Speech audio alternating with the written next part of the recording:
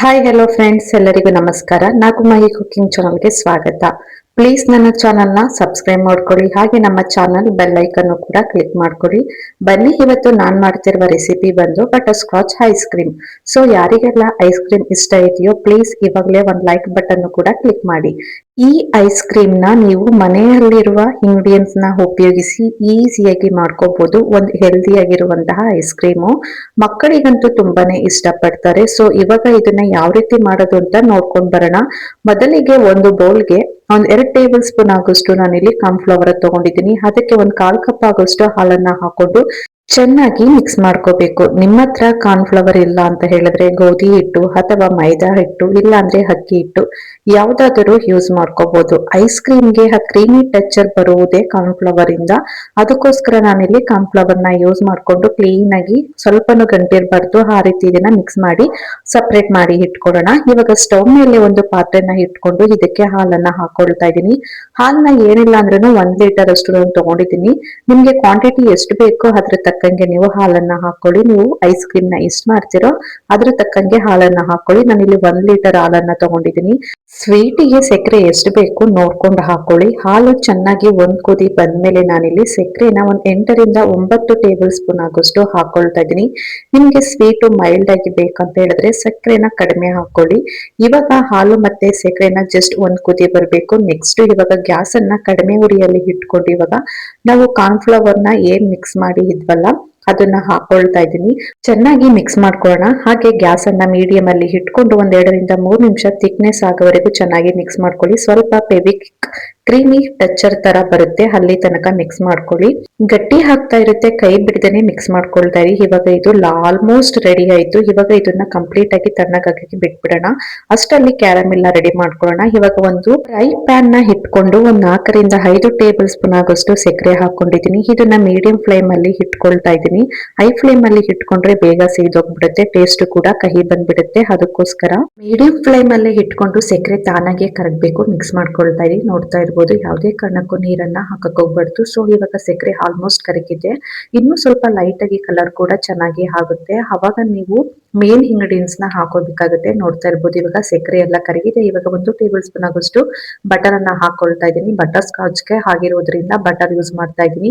ಮತ್ತೆ ಗೋಡಂಬಿನೂ ಕೂಡ ಹಾಕೊಳ್ತಾ ಇದ್ದೀನಿ. ಬಟರ್ ಯೂಸ್ ಮಾಡಲ್ಲ ಅನ್ನೋರು ಅದ್ರ ಬದಲಿಗೆ ನೀವು ತುಪ್ಪನೂ ಕೂಡ ಬೇಕಾದ್ರೆ ನೀವು ಹಾಕೋಬಹುದು. ಸೊ ಇದನ್ನ ಲೋ ಫ್ಲೇಮ್ ಅಲ್ಲಿ ಇಟ್ಕೊಂಡು ಜಸ್ಟ್ 1-2 ರಿಂದ 3 ನಿಮಿಷ ಫ್ರೈ ಮಾಡ್ಕೊಳ್ಳೋಣ. ಸ್ವಲ್ಪ ಗೋಲ್ಡನ್ ಕಲರ್ ಬಂದ್ರೆ ಸಾಕು. ಇವಾಗ ಸ್ಟವ್ ಅನ್ನ ಆಫ್ ಮಾಡ್ಕೊಂಡು ಇವಾಗ ಬಿಸಿ ಇರುವಾಗ್ಲೇನೆ ಒಂದು ಪ್ಲೇಟ್ಗೆ ತುಪ್ಪ ಹಚ್ಚಿ ಇದನ್ನ ಹಾಕೊಳ್ತಾ ಇದೀನಿ. ಇಲ್ಲ ಅಂದ್ರೆ ಬಾಂಡ್ಲಿ ಎಲ್ಲ ಗಟ್ಟಿ ಆಗ್ಬಿಡುತ್ತೆ. ಸೊ ಇವಾಗ ಇದನ್ನ ಬಾಂಡ್ಲಿನ ತೊಳೆಯುವುದಕ್ಕೊಂದು ಟಿಪ್ಸ್ ಕೂಡ ಹೇಳ್ತೀನಿ. ಇದನ್ನೆಲ್ಲ ಹಾಕಿದ ತಕ್ಷಣ ಅದೇ ಬಾಂಡ್ಲಿಗೆ ನೀರನ್ನ ಹಾಕ್ಬಿಡಿ. ಇವಾಗ ಇದನ್ನ ಕಂಪ್ಲೀಟ್ ಆಗಿ ಕೂಲ್ ಆಗಕ್ಕೆ ಬಿಟ್ಬಿಡೋಣ. ಸೊ ಇವಾಗ ನೋಡ್ತಾ ಇರ್ಬೋದು, ನಾವು ರೆಡಿ ಮಾಡಿ ಇಟ್ಕೊಂಡಿರುವಂತಹ ಮಿಲ್ಕ್ ಕ್ರೀಮ್ ಕೂಡ ತಣ್ಣಗಾಗಿದೆ. ಒಂದ್ಸಲ ನೀಟಾಗಿ ಮಿಕ್ಸ್ ಮಾಡ್ಕೋಬೇಕಾಗುತ್ತೆ. ಈ ತರ ನೀಟಾಗಿ ಮಿಕ್ಸ್ ಮಾಡ್ಕೊಂಡಿದ ನಂತರ ನಾನಿಲ್ಲಿ ಒಂದು ಬೌಲಿಗೆ 2 ಟೇಬಲ್ ಸ್ಪೂನ್ ಆಗೋಷ್ಟು ನಾನಿಲ್ಲಿ ಬಟರ್ ಸ್ಕಾಚ್ ಪೌಡರ್ ಅನ್ನ ಹಾಕೊಂಡಿದ್ದೀನಿ. ಸ್ವಲ್ಪ ಹಾಲನ್ನ ಹಾಕೊಂಡು ಕ್ಲೀನ್ ಆಗಿ ಮಿಕ್ಸ್ ಮಾಡ್ಕೊಂಡು ಇವಾಗ ಇದ್ರ ಜೊತೆ ಹಾಕೊಂಡು ಕ್ಲೀನ್ ಆಗಿ ಮಿಕ್ಸ್ ಮಾಡ್ಕೋಬೇಕಾಗುತ್ತೆ. ನೋಡಿ, ಈ ತರ ಕ್ಲೀನ್ ಆಗಿ ಮಿಕ್ಸ್ ಮಾಡ್ಕೊಂಡ್ರೆ ಆಯ್ತು. ಬಟರ್ ಸ್ಕಾಚ್ ಮಾಡೋದಕ್ಕೆ ನಾವಿಲ್ಲಿ ಯಾವುದೇ ರೀತಿ ಫ್ರೆಶ್ ಕ್ರೀಮ್ ಏನು ಉಪಯೋಗಿಸ್ತಾ ಇಲ್ಲ. ನಾನು ಜಸ್ಟ್ ಇಲ್ಲಿ ಬಟರ್ ಸ್ಕಾಚ್ 2 ಟೇಬಲ್ ಸ್ಪೂನ್ ಆಗೋಷ್ಟು ಪೌಡರ್ ಅನ್ನ ಹಾಕೊಂಡಿದ್ದೀನಿ ಅಷ್ಟೇ. ನೋಡಿ, ಇವಾಗ ಕ್ಲೀನ್ ಆಗಿ ಮಿಕ್ಸ್ ಮಾಡ್ಕೊಂಡಿದ ನಂತರ ನಾವು ಐಸ್ ಕ್ರೀಮ್ ಮಾಡುವುದಕ್ಕೆ ಒಂದು ಬೌಲ್ ಅನ್ನ ತಗೊಂಡಿದ್ದೀನಿ. ಆ ಬೌಲಿಗೆ ರೆಡಿ ಮಾಡಿ ಇಟ್ಕೊಂಡಿರುವಂತಹ ಕ್ರೀಮ್ ಅನ್ನ ಹಾಕೊಳ್ತಾ ಇದೀನಿ. ನೋಡಿ, ಈ ತರ ಕ್ರೀಮ್ ಅನ್ನ ಹಾಕೊಂಡಿದ ನಂತರ ಸೊ ಇದನ್ನ ಮುಚ್ಚಳ ಮುಚ್ಚಿ ಜಸ್ಟ್ 1 ಅವರ್ ಫ್ರಿಜ್ ಅಲ್ಲಿ ಇಟ್ರೆ ಸಾಕು. ಯಾಕೆ ಅಂತ ಹೇಳಿದ್ರೆ ಮತ್ತೆ ಇದನ್ನ ನಾವು ಮಿಕ್ಸಿಯಲ್ಲಿ ರುಬ್ಕೋಬೇಕು ಅಲ್ವಾ. ಅದಕ್ಕೋಸ್ಕರ ಇದನ್ನ ನಾನು ಜಸ್ಟ್ 1 ಅವರ್ ಇಟ್ಕೊಳ್ತಾ ಇದೀನಿ. ನೋಡಿ, ಇವಾಗ ಕಂಪ್ಲೀಟ್ ಆಗಿ 1 ಅವರ್ ಕೂಡ ಆಗಿದೆ. ಓಪನ್ ಮಾಡಿ ಕೂಡ ತೋರಿಸ್ತಾ ಇದ್ದೀನಿ. ಕ್ರೀಮಿ ಟೆಕ್ಸ್ಚರ್ ಬರಬೇಕು ಅಂತ ಹೇಳಿದ್ರೆ ಮತ್ತೆ ನಾವು ಇವಾಗ ಇದನ್ನ ಮಿಕ್ಸಿ ಜಾರಿಗೆ ಹಾಕೊಂಡು ಚೆನ್ನಾಗಿ ಕ್ರೀಮ್ ತರ ಜಸ್ಟ್ 3-4 ನಿಮಿಷ ಇದನ್ನ ಆನ್ ಅಂಡ್ ಆಫ್ ರೀತಿ ನಾವು ಇದನ್ನ ಮಿಕ್ಸಿಲಿ ರುಬ್ಕೋಬೇಕಾಗುತ್ತೆ. ಅವಾಗ್ಲೇನೆ ಐಸ್ ಕ್ರೀಮು ತುಂಬಾನೇ ಟೇಸ್ಟ್ ಕೂಡ ತುಂಬಾನೇ ಚೆನ್ನಾಗಿ ಕೂಡ ಬರುತ್ತೆ. ಇವಾಗ ಅದಕ್ಕೋಸ್ಕರ ಒಂದು ಮಿಕ್ಸಿ ಜಾರಿಗೆ ರೆಡಿ ಮಾಡಿ ಇಟ್ಕೊಂಡಿರುವಂತಹ ಈ ಬಟರ್ ಸ್ಕಾಚ್ ಕ್ರೀಮಿನ ಕೂಡ ಮಿಕ್ಸಿ ಜಾರಿಗೆ ಹಾಕೊಂಡು ಇದನ್ನ 3-4 ನಿಮಿಷ ಇದನ್ನ ನುಣ್ಣಗೆ ನಾವು ಗ್ರೈಂಡ್ ಮಾಡ್ಕೊಂಡು ಬರೋಣ. ಬನ್ನಿ, ಇವಾಗ ನಾವು ಕ್ಯಾರಮೆಲ್ ಕೂಡ ರೆಡಿ ಆಗಿದೆ. ನೋಡ್ತಾ ಇರ್ಬೋದು, ಇದು ಗಟ್ಟಿಯಾಗಿ ಚೆನ್ನಾಗಿ ಕೂಡ ಒಣಗಿದೆ. ಇದನ್ನ ತಿನ್ನುವುದಕ್ಕೆ ತುಂಬಾನೇ ಚೆನ್ನಾಗಿ ಕೂಡ ಇರುತ್ತೆ. ಎಲ್ಲೂ ಕೂಡ ಅಂಟ್ಕೊಂಡಿಲ್ಲ, ಕ್ಲೀನ್ ಆಗಿ ಕೂಡ ಬಂದಿದೆ.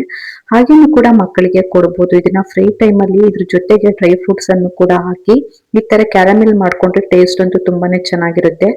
ಇವಾಗ ಇದನ್ನೆಲ್ಲಾನು ಕೂಡ ಒಂದು ಪೇಪರಿಗೆ ಹಾಕೊಳ್ತಾ ಇದೀನಿ. ಇದನ್ನು ಸ್ವಲ್ಪ ಲೈಟ್ ಆಗಿ ಪುಡಿ ಮಾಡ್ಕೋಬೇಕಾಗುತ್ತೆ. ಮಿಕ್ಸಿಯಲ್ಲಿ ಗ್ರೈಂಡ್ ಮಾಡಕ್ ಹೋಗ್ಬೇಡಿ.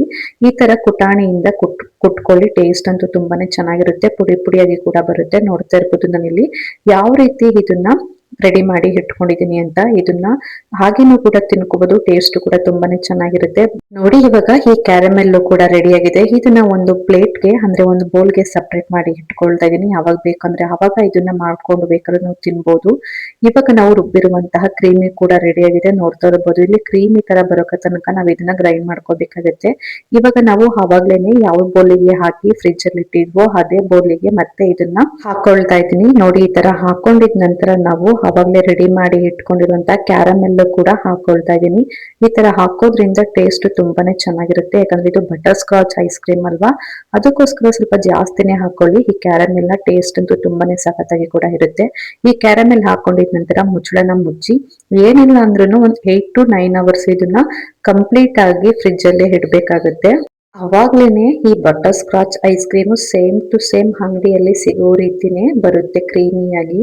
ನೋಡ್ತಾ ಇರ್ಬೋದು ಇವಾಗ 8 ಅವರ್ಸ್ ಕೂಡ ಆಗಿದೆ. ಓಪನ್ ಮಾಡಿ ತೋರಿಸ್ತಾ ಇದ್ದೀನಿ ಎಷ್ಟು ಪರ್ಫೆಕ್ಟ್ ಆಗಿ ಈ butterscotch ice cream ready ಆಗಿದೆ ಅಂತ. ನೋಡ್ತಾ ಇದ್ರೆ ನಮ್ಮ ಬಾಯಲ್ಲಿ ಕೂಡ ನೀರ್ ಬರ್ತಾ ಇದೆ, ಅಷ್ಟು ಸಖತ್ತಾಗಿ ಕೂಡ ರೆಡಿ ಆಗಿದೆ. ಇವಾಗ ಇದನ್ನ ಒಂದು ಸೌಟಿನ ಸಹಾಯದಿಂದ ಒಂದ್ ಸ್ವಲ್ಪ ಸೌಟಿಗೆ ನೀರನ್ನ ಹಚ್ಕೊಂಡು ಈ ತರ ಕ್ಲೀನ್ ಆಗಿ ತಗೊಳ್ತಾ ಇದೀನಿ. ಏನ್ ಬಂದು ಐಸ್ ಕ್ರೀಮ್ ಮಾಡ್ಬೇಕಾದ್ರೆ ಯಾವಾಗ್ಲೂ ನಾವು ಮಾರ್ನಿಂಗ್ ಮಾಡಿ ನೈಟ್ ಈ ಐಸ್ ಕ್ರೀಮ್ ನ ಇಟ್ಬಿಡ್ಬೇಕು. ಯಾಕೆಂತ ಹೇಳಿದ್ರೆ ನಾವು ಫ್ರಿಜ್ ನ ಅವಾಗ ಓಪನ್ ಮಾಡ್ತಾ ಇರ್ತೀವಲ್ಲ, ಕೂಲ್ ಆಗಿ ಕೂಡ ಇರಲ್ಲ. ನೈಟ್ ಟೈಮ್ ಅಲ್ಲಿ ಮಾಡಿ ಇಟ್ಬಿಟ್ರೆ ಕಂಪ್ಲೀಟ್ ಮಾರ್ನಿಂಗ್ ತನಕ ಕೂಲ್ ಆಗಿ ಇರುತ್ತೆ. ಅವಾಗ ಪರ್ಫೆಕ್ಟ್ ಆಗಿ ಕೂಡ ಈ ಐಸ್ ಕ್ರೀಮ್ ಬರುತ್ತೆ. ನೋಡಿ ಇವಾಗ ರೆಡಿ ಮಾಡಿರುವಂತಹ ಈ ಬಟರ್ ಸ್ಕಾಚ್ ಐಸ್ ಕ್ರೀಮ್ ನ ನಾನು ಒಂದು ಬೌಲ್ಗೆ ಸರ್ವ್ ಮಾಡಿ ತೋರಿಸ್ತಾ ಇದ್ದೀನಿ. ತುಂಬಾನೇ ಹೆಲ್ದಿಯಾಗಿ ಮನೆಯಲ್ಲಿರುವಂತಹ ಪದಾರ್ಥನ ಉಪಯೋಗಿಸ್ಕೊಂಡು ಈ ರೀತಿ ಬಟರ್ ಸ್ಕಾಚ್ ಐಸ್ ಕ್ರೀಮ್ ನ ಮಾಡಿ ನೋಡಿ. ಟೇಸ್ಟ್ ಅಂತೂ ತುಂಬಾನೇ ಸಖತ್ತಾಗಿ ಕೂಡ ಇರುತ್ತೆ. ಈ ಐಸ್ ಕ್ರೀಮ್ ನ ಹಾಗೇನೆ ತಿನ್ನೋ ಬದಲು ಈ ರೀತಿ ಸ್ವಲ್ಪ ಡ್ರೈ ಫ್ರೂಟ್ಸ್ ನ ಹಾಕೊಂಡು ತಿಂದು ನೋಡಿ, ಇನ್ನೂ ಮಸ್ತಾಗಿ ಕೂಡ ಇರುತ್ತೆ. ಮೇಲೆ ಮತ್ತೆ ನಾನು ಸ್ವಲ್ಪ ಬಟರ್ ಸ್ಕಾಚ್ ಅನ್ನ ಹಾಕೊಳ್ತಾ ಇದೀನಿ, ಅಂದ್ರೆ ಕ್ಯಾರಮಿಲ್ಕ್ ನ ಹಾಕೊಳ್ತಾ ಇದೀನಿ. ಹಾಗೆ ಬಾದಾಮಿನ ಚಿಕ್ಕದಾಗಿ ಕಟ್ ಮಾಡಿ ಅದನ್ನು ಕೂಡ ಹಾಕೊಳ್ತಾ ಇದೀನಿ. ಹಾಗೇನೆ ಗೋಡಂಬಿನೂ ಕೂಡ ಚಿಕ್ಕದಾಗಿ ಪೀಸ್ ಮಾಡಿ ಹಾಕೊಳ್ತಾ ಇದೀನಿ. ಪಿಸ್ತಾನು ಕೂಡ ಒಂದ್ ಸ್ವಲ್ಪ ಚಿಕ್ಕದಾಗಿ ಕಟ್ ಮಾಡಿ ಹಾಕೊಳ್ತಾ ಇದೀನಿ. ಮೇಲೆ ಸ್ವಲ್ಪ ಚೆರಿನೂ ಕೂಡ ಹಾಕೊಳ್ತಾ ಇದೀನಿ. ಇದನ್ನೆಲ್ಲಾನು ಕೂಡ ಡ್ರೈ ಫ್ರೂಟ್ಸ್ ಜೊತೆ ಮಿಕ್ಸ್ ಮಾಡ್ಕೊಂಡು ಐಸ್ ಕ್ರೀಮ್ ತಿಂತಾ ಇದ್ರೆ ಆಹಾ ಏನ್ ಸಖತ್ತಾಗಿ ಕೂಡ ಇರುತ್ತೆ ಗೊತ್ತಾ. ಔಟ್ಸೈಡ್ ಹೋಗಿ ಅಂಗಡಿಗಳಲ್ಲಿ ತಿನ್ನೋ ಬದಲು ಈ ರೀತಿ ಹೆಲ್ದಿಯಾಗಿ ಮನೆಯಲ್ಲಿರುವ ಪದಾರ್ಥಗಳನ್ನ ಉಪಯೋಗಿಸ್ಕೊಂಡು ತುಂಬಾನೇ ಸುಲಭವಾಗಿ ಬಟರ್ ಸ್ಕಾಚ್ ಐಸ್ ಕ್ರೀಮ್ ನ ಯಾವ ರೀತಿ ಮಾಡೋದು ಅಂತ ನೋಡಿದ್ರಲ್ಲ. ಈ ವಿಡಿಯೋ ನಿಮ್ಗೆ ಸ್ವಲ್ಪನಾದ್ರೂ ಯೂಸ್ಫುಲ್ ಆಯ್ತು ಅಂತ ಹೇಳಿದ್ರೆ ಪ್ಲೀಸ್ ನಾಗೋಮಹಿ ಕುಕಿಂಗ್ ಚಾನಲ್ ನ ಸಬ್ಸ್ಕ್ರೈಬ್ ಮಾಡ್ಕೊಳ್ಳಿ. ಹಾಗೇನೆ ಪಕ್ಕದಲ್ಲಿರುವ ಬೆಲ್ ಐಕನ್ ಕೂಡ ಕ್ಲಿಕ್ ಮಾಡಿ ನಿಮ್ಮ ಫ್ಯಾಮಿಲಿಗೂ ಫ್ರೆಂಡ್ಸಿಗೂ ಈ ವಿಡಿಯೋನ ಹೆಚ್ಚು ಶೇರ್ ಮಾಡಿ. ಈ ವಿಡಿಯೋ ನೋಡಿದ್ದಕ್ಕಾಗಿ ಧನ್ಯವಾದಗಳು.